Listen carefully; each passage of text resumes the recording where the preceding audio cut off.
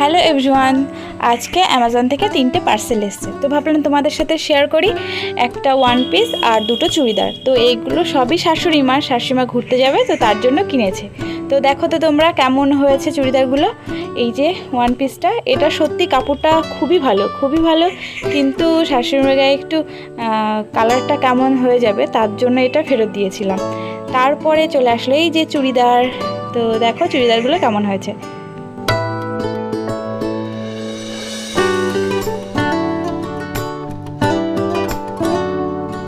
দুটো চুড়িদারেরই কাপড় কোয়ালিটি খুবই ভালো, প্রিন্টগুলোও দেখতে পাচ্ছ খুবই সুন্দর। তো তোমাদের কেমন লেগেছে অবশ্যই কমেন্টে জানিও।